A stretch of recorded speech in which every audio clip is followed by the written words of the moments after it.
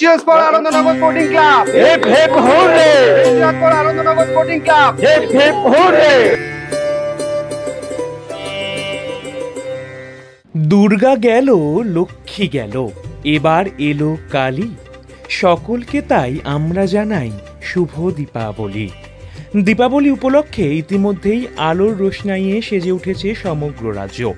শ্যামা বন্দনায় মণ্ডপ এবং আলোকসজ্জার পাশাপাশি কোথাও থিম, আবার কোথাও বা সাবেকি মূর্তি গড়ে কার্যত তাক লাগিয়ে দিয়েছেন বিভিন্ন পুজো কমিটির উদ্যোক্তারা।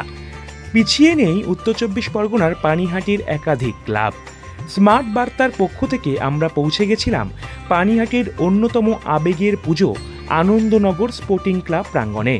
৩২তম বর্ষে সম্পূর্ণ সাবেকি ঘরানার মণ্ডপসজ্জার মধ্য দিয়ে খানিকটা থিমের আদলে অপরূপ মাতৃপ্রতিমা গড়ে কার্যত তাক লাগিয়ে দিয়েছেন সকলকে এই পুজো কমিটির সদস্যরা।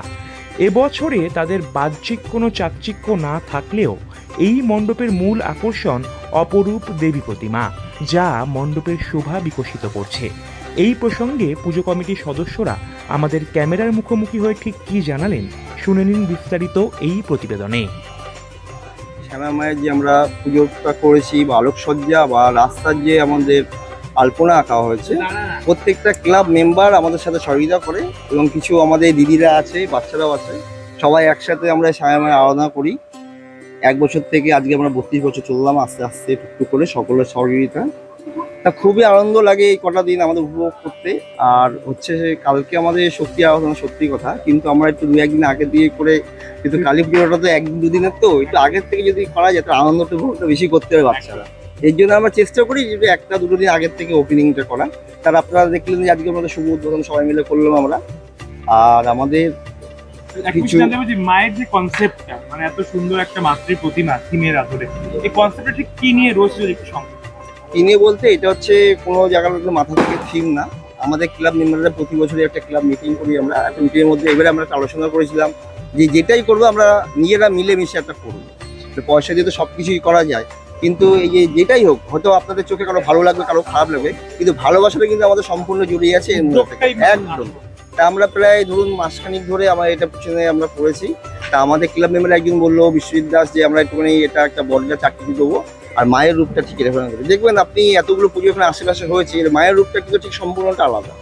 তা আমাদের মায়ের মূর্তি প্রদান করেছে আমাদের চিনচাঁদ একাডেমি, একটু দূরেই থাকে উনি। তা এত সুন্দর উনি করেছে, ওনাকেও আমরা ধন্যবাদ জানাবো আপনাদের মাধ্যম দিয়ে। উমামা গেছেন, শ্যামামা এসছে। বঙ্গে উৎসবের মরশুম, উৎসবের বাঙালির উৎসবের মেজাজ চলছে, কিন্তু শ্যামা পুজো আলোর উৎসব। আপনারা জানেন, কথিত আছে এই দিনেই, শ্যামা পূজার দিনেই রামচন্দ্র রাবণ বধ করে অযোধ্যায় ফিরেছিলেন। তাই দিওয়ালি পালন হয়েছিল, সারা অযোধ্যা নগরী সেজে উঠেছিল, আলোতে রোশনাইতে সেজে উঠেছিল। সেই রীতি আমরা এখনো মেনে চলি।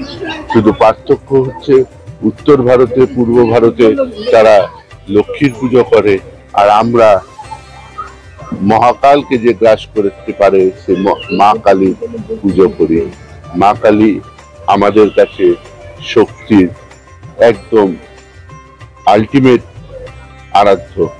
সেই আরাধনা বাঙালি করে যাতে সে শক্তি পায়, বিশ্বের সমস্ত শক্তির সাথে লড়াই করার শক্তি সঞ্চয় করতে পারে, মানুষের সাথে ভালো থাকে, মানুষ পরিবারকে যাতে ভালো রাখতে পারে, তার জন্য আরাধনা করে। তার জন্য আমারও সকলকে দীপাবলির যেমন শুভেচ্ছা রইল, আগামী দিনে এই বাঙালিয়ানা, বাঙালির মর্যাদা লড়াইয়ে যাতে আমরা শক্তি পাই, তা মা কালীর কাছে প্রার্থনা করছে।